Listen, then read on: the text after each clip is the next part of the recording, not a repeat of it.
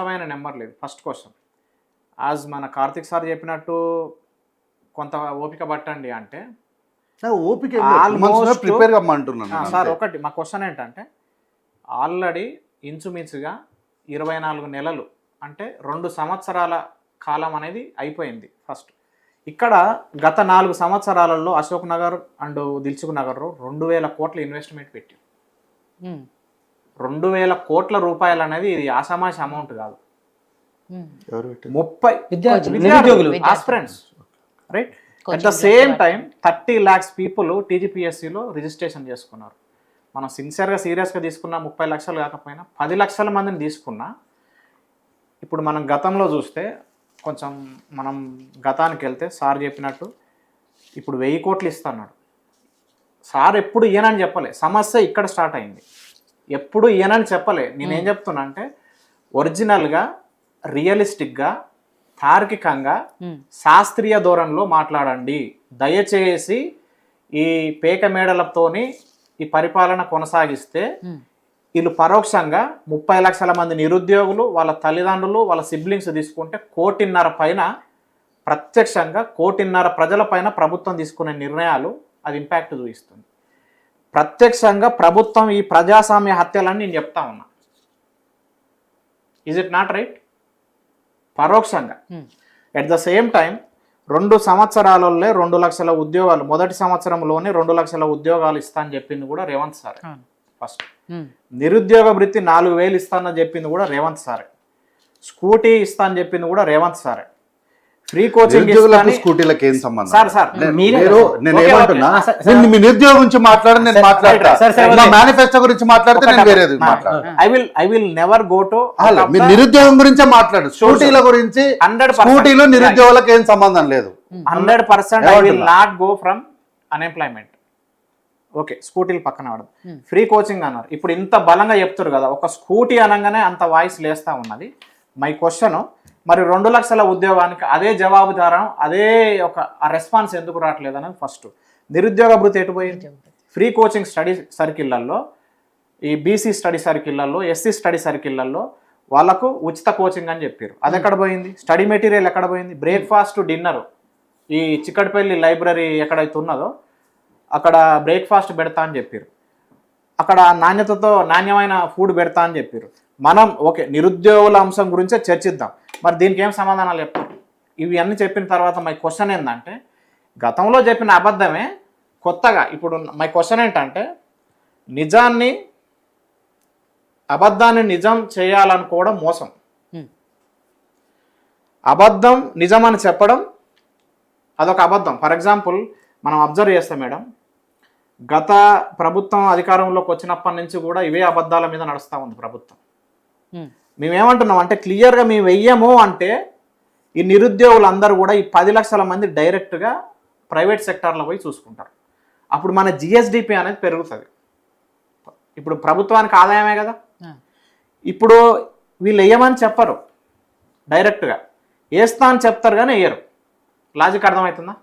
గత 24 నెలల నుంచి ఇదే తర్కంతో నడుస్తుంది ప్రభుత్వం. ఉపేందర్ గారు, ఇందాక కార్తిక్ గారు అనేది ఏంటంటే ఆల్మోస్ట్ 20 నెలలు మీరు వెయిట్ చేశారు. ఆయన డిసెంబర్లో వచ్చి మాట్లాడతాను, ఆ రోజు జీవోలు ఇస్తాను అని చెప్తున్నారు. కాబట్టి ఇన్ని నెలలు వెయిట్ చేసిన వాళ్ళు ఈ 2 నెలలు కాస్త ఓపికగా ఉండండి, లేకపోతే ఈ 2 నెలలు మీరు ఏవైతే ఎగ్జామ్స్ కి రాస్తున్నారో వాటికి ప్రిపేర్ అవ్వండి. సరే మేడం, మేము దానికి ప్రిపేర్ అవుతాం. కానీ మీరు ఇప్పుడు దాకా మీరు ఈ సంబంధించి జీపీఓలు ఇస్తున్నామని చెప్పేసి ఎప్పుడో నోటిఫికేషన్ ఇచ్చారు. దానికి సంబంధించి మీరు సిలబస్ రిలీజ్ ఇప్పుడు దాకా ఎందుకు చేయలేదండి? మీకు చిత్తశుద్ధి ఉంటే మరి ఏ సబ్జెక్ట్ అని చదవాలి వాళ్ళు? ఇప్పుడు స్టూడెంట్ మీరు చదువుకోనట్టు ఏం చదువుతారు? నువ్వు సిలబస్ రిలీజ్ చేయలే కదా దానికి సంబంధించి, మరి ఏమని చదవాలి వీళ్ళకు? ఒక్కొక్క దానికి ఒక సిలబస్ ఉంటుంది మేడం. ఇప్పుడు ఒక కాంపిటేటివ్ ఎగ్జామ్ అంటే ఒక్కొక్క దానికి ఒక సిలబస్ ఉంటుంది. నువ్వు 2 పేపర్లు పెడుతున్నావా, 3 పేపర్లు పెడుతున్నావా, నువ్వు ఏం సిలబస్ ఇస్తున్నావు అనేది నీకు అసలు ఫస్ట్ మీకు క్లారిటీ ఉందండి? ఇప్పుడు కాదు కుమార్ గారు, ఇప్పుడు మీరు చదువుకోండి కదా మేడం. ఇప్పుడు 2 నెలలు ఓపిక పట్టమని వీళ్ళు ఏం చేస్తారు తెలుసా మేడం? ఒక్క నిమిషం మేడం, ఇంకోటి ఏం చేస్తారు తెలుసా? వీళ్ళు నోటిఫికేషన్ ఇస్తారు, 30 రోజుల్లోనో 40 రోజుల్లోనో ఎగ్జామ్ పెడతారు. మరి ఇప్పుడు దాకా వీళ్ళు విద్యార్థులు చదివేదానికో వాళ్ళకి ఏం చదవాలి? వాళ్ళది గత సిలబస్ ఉందా ఏంది? అసలు ఎటువంటి సిలబస్ చదవాలో అనేసి గందరగోళంలో విద్యార్థులు ఉన్నారు కదా. అంటే వీళ్ళు ఏం చేయాలి మరి? ఇప్పుడు వాళ్ళు మీరు 2 నెలలు అంటున్నారు, 2 నెలలు గ్యారెంటీ ఉందా? లేదు. ఎందుకంటే ఇప్పుడు రేపు జూబ్లీహిల్స్ ఒకవేళ బీఆర్ లో ఎన్నికలు అయితే దానికి సంబంధించి జూబ్లీ హిల్స్ అనుకోతాయి ఎన్నికల కోడ్ వస్తుంది. దాని తర్వాత ఏంది గ్రామ పంచాయతీ స్థానిక సంస్థల ఎన్నికలు ఉన్నాయి, పంచాయతీ ఎన్నికలు ఉన్నాయి. బీహార్ ఎలక్షన్ మనకే ఎలక్షన్ కోడ్ దాంతో పాటు ఇక్కడ బై ఎలక్షన్ పడుతుందండి. అప్పుడు జూబ్లీ హిల్స్ కి ఎలక్షన్ కోడ్ అట్లా కూడా రాష్ట్రం మొత్తం వర్తిస్తుందండి, రాష్ట్రం మొత్తం వర్తిస్తుంది. మీకు ఆ మాత్రం అవగాహన లేకపోతే మేము విద్యార్థులు వరకు నేనేమి బై ఎన్నికలు అంటే ఏ ఎన్నిక జరిగినా ఏ చిన్న ఎన్నిక జరిగినా రాష్ట్రం మొత్తం ఎన్నికలు బైపోల్ చేసిన, 6 నెలల దాకా ఇప్పుడు ఎటువంటి నోటిఫికేషన్ బైపోల్ చేసిన, పాలేరు బైపోల్ చేసిన, కానీ నేను ఎప్పుడు ఇది వినలేదు. ఒక నిమిషం విజయ్ గారితో ఈ విషయం క్లారిటీ తీసుకున్నాం. తెలియదు ఈ విషయం.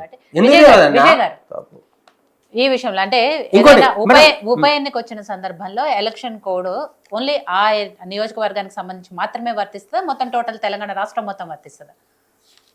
అంటే ఎప్పుడైనా ఎన్నికల కోడ్ అనేది ప్రభావితం చూపెడుతుంది కాబట్టి, అంటే ఓటర్ల మదిని మార్చే ప్రయత్నం ఉంటుంది కాబట్టి ఎన్నికల కంటే బిఫోర్ ఏది కూడా ప్రయోజనానికి సంబంధించిన ఏ పథకం కానీ ఏ నియామకం కానీ జరగదండి. ఆ నియోజకవర్గానికైనా మొత్తానికా? లేదు, మొత్తం రాష్ట్రం మొత్తం. సరే, రాష్ట్ర వ్యాప్తంగా. ఓకే మేడం, అయితే నాకు ఈ విషయం తెలియకనే అడుగుతున్నా, లేదు అన్న నాకు కూడా తెలియకనే అడుగుతున్నా, నాకు కూడా క్లారిటీ అడుగుతున్నా. ఇప్పుడు ఈటల రాజేంద్ర గారు రాజీనామా చేశారు కదా, బైపోల్ వచ్చింది కదా, అది ఏం నియోజకవర్గము? హుజురాబాద్. అప్పుడే కదా ఈ 10 లక్షలు ఇస్తాము దళిత బంధు అన్నది. ఫస్ట్ దళిత బంధు మరి ఆ స్కీమ్ ఎట్లా వచ్చింది? మరి ఆ చుట్టుపక్కల ఉన్న వాళ్ళందరికీ కదా ఫస్ట్ ఇచ్చింది. అది ఎన్నికలు నోటిఫికేషన్ రాకముందు ఇచ్చారు, నోటిఫికేషన్ వచ్చిన తర్వాత ఇవ్వలేదు. అది అప్పుడు మాకు అవగాహన ఉంది, ఎన్నికల నోటిఫికేషన్ రాకముందే ఇచ్చారు దళిత బంధువులు. ఎందుకంటే ఇక్కడ నోటిఫికేషన్ రాబోతుందని చెప్పేసి ఇప్పుడు ఎట్లా ఐడెంటిఫై చేస్తామో ఐడెంటిఫై చేస్తామో ఆ విధంగా చేసి అక్కడ బైపోల్ జరిగినప్పుడల్లా రాష్ట్రం మొత్తం ఎన్నికల కోడ్ పోవాలంటే ఏ రాష్ట్రంలో అభివృద్ధి జరగదు. ఆ మాత్రం తెలియకపోతే ఎట్లా అండి మీకు? కాంగ్రెస్ 100% కాంగ్రెస్ పార్టీ దాని మీద కోర్టు కూడా వెళ్ళింది. ఎన్నికలు సందర్భంలో కేసీఆర్ గారు దళిత బంధు ఎట్లు ఇస్తారని చెప్పేసి క్వశ్చన్ రైజ్ చేసింది. ఇది మొత్తం మమ్మల్ని లాగం చేయనికే ఓటర్ వెళ్ళారు కరెక్ట్, కానీ ఆ హుజురాబాద్ నియోజకవర్గం వరకు మాత్రమే అది వర్తిస్తుంది అంటున్నారు. లేదు అన్ని అంటే ఇప్పుడు ఒకవేళ ఇప్పుడు జూబ్లీహిల్స్ లో ఎన్నికలు జరుగుతుంటే ఆదిలాబాద్, కరీంనగర్, వరంగల్, మహబూబ్ నగర్ మొత్తం టోటల్ లో ఇప్పుడు చెక్ పోస్టులు పెడతారు వీళ్ళు ఎలక్షన్ కమిషన్. మొత్తం చెక్ పోస్టులు కాదండి, మీకు అవసరం మీకు ఎక్కడైనా వాళ్ళొక ఇచ్చే నిబంధనలు వర్తిస్తాయి. ఇప్పుడు అంటే ఇప్పుడు మహబూబ్ నగర్ ఎవరు ట్రాన్సాక్షన్ చేయొద్దిగా, వరంగల్ వాళ్ళు, కరీంనగర్ వాళ్ళు ఎక్కడ ట్రాన్సాక్షన్ చేయరు.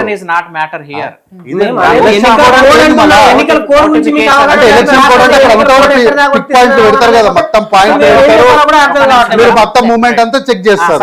అంతేనా? ఎక్కడ ఏ రవాణా కానీ ఎట్లాంటి నేను చెక్ పోస్టుల గురించి కాదు, ఎన్నికల కోడ్ వచ్చేసి రాష్ట్రం మొత్తం వర్తిస్తుంది. ఇప్పుడు సపోజ్ రైతు భరోసా పడాలి, జూబ్లీ హిల్స్ నియోజకవర్గంలో ఎన్నికల కోడ్ వచ్చింది కాబట్టి మొత్తం రాష్ట్రం మొత్తం ఎవరికి రైతు భరోసా రాదు. ఆ ఎన్నికల కోడ్ ముగిసేదాకా రాదు. గతంలో హరీష్ రావు సార్ కూడా గతంలో మనం గమనిస్తే ఎలక్షన్ కోడ్ వచ్చిందని కూడా చాలా లేట్ అవుతుందని కూడా వాళ్ళు అధికారంలోకి వచ్చే ముందు బాగా హైలైట్ కూడా అయింది. మొత్తం సార్వత్రిక ఎన్నికలు కాబట్టి అది వేరే విషయం. బైపోల్ విషయంలో కదా మనం అడుగుతాం. బైపోల్ విషయం అయినా మేడం ఓకే, దాన్ని పక్కన పెడదాం, బైపోల్ పక్కన పెడదాం.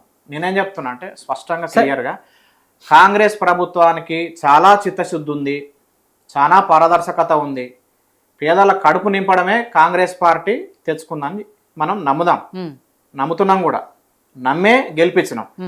నా క్వశ్చన్ ఏంటంటే టీజీపీఎస్సీ బోర్డులో ఒక చైర్మన్ 10 మంది మెంబర్లు ఉంటే 3 మాత్రమే రిక్రూట్ చేయడం జరిగింది. 7 ఖాళీలు ఉన్నాయి. వీళ్ళందరిని ఫస్ట్ నింపాలి.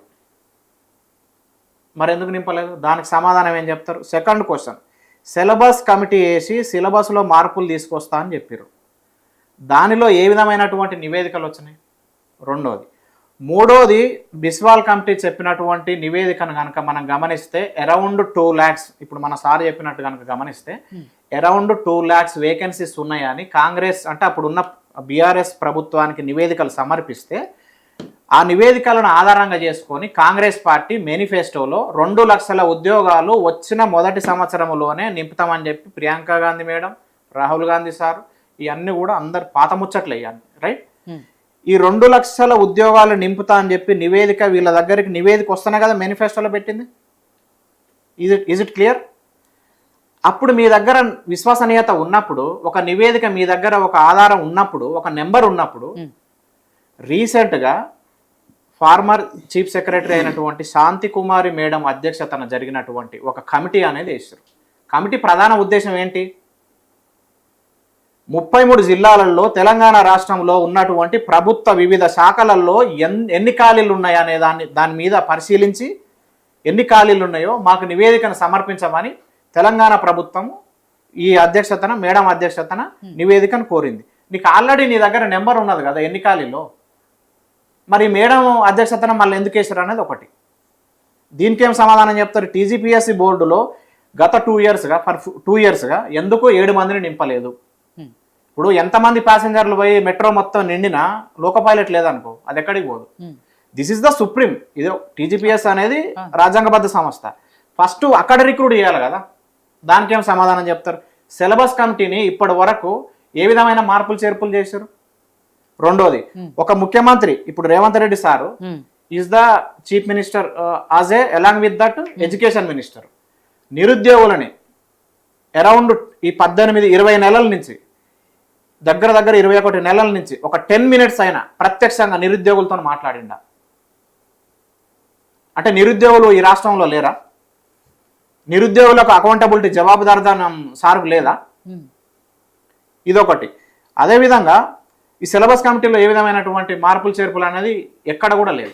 దాని తర్వాత నిజాయితీగా చెప్పాలంటే కాంగ్రెస్ ప్రభుత్వం ఇచ్చింది ఇప్పటి వరకు 60,000 కాదు, కాంగ్రెస్ ప్రభుత్వం ఇచ్చింది 0.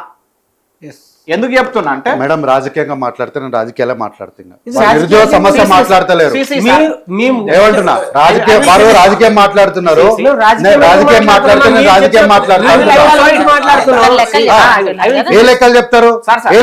మరి తీసుకున్న 60,000 మందిని తీసుకొచ్చి కాగితాలు ముందర పెడతారా?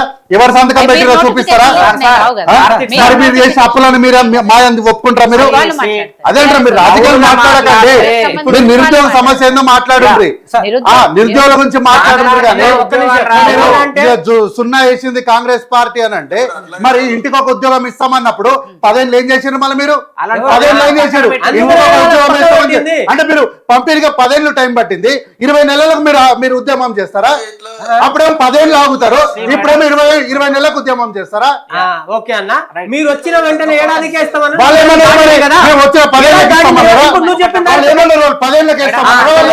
తెలంగాణ వస్తే ఇంటికి ఒక ఉద్యోగం ఇస్తామని అన్నారు, మరి వచ్చింది కదా తెలంగాణ. చెప్పండి, అడిగిన దానికి సమాధానం చెప్పండి. ఫస్ట్ అన్నగారు మీరు అడిగిన దానికి సమాధానం తెలంగాణ వస్తే అన్నారు. తెలంగాణ వచ్చి 10 ఏళ్ళు అయింది, ఎన్ని ఇండ్లకు ఉద్యోగాలు వచ్చాయి చెప్పండి. మళ్ళా మరి ఇంటికి కాంగ్రెస్ ప్రభుత్వం మీరు కొట్లాడలేదా? తెలంగాణ వస్తే ఇంటికి ఉద్యోగం వస్తుంది చెప్పినప్పుడు మీరు కూడా లేరా ఉద్యమంలో? తెలంగాణ ఉద్యమంలో మీరు కూడా ఉన్నారు కదా. చెప్పండి విజయ్ గారు. ఇప్పుడు సోదరులు మీరు కొట్లాడుకున్నంత మాత్రాన, లైవ్ లో కొట్లాడుకున్నంత మాత్రాన వచ్చేది లేదు, పోయేది లేదు. అయితే ఎప్పుడు కూడా రాష్ట్ర ప్రభుత్వం అనేది ప్రభుత్వ ఉద్యోగాలు అనేటివి ఒక 5% మాత్రమే ఉంటే 95% ప్రైవేట్ ఉద్యోగాలను సృష్టి చేయాల్సిన బాధ్యత ప్రభుత్వాల మీద ఉంటుంది. కేసీఆర్ గారు ఏం చేసిండ్రని సోదరులు అడుగుతా ఉన్నారు కాబట్టి ఇప్పుడు టీఎస్ ఐపాస్ కింద 24,000 లెక్క ఉంటుంది, మీ దగ్గరనే ఉంటుంది. 24,000 ఇండస్ట్రీస్ను మరి పునరుద్ధరిస్తే, నియామకాలు చేస్తే దానివల్ల 35 లక్షల ఉద్యోగాల సృష్టి జరిగింది. ప్రైవేట్ రంగం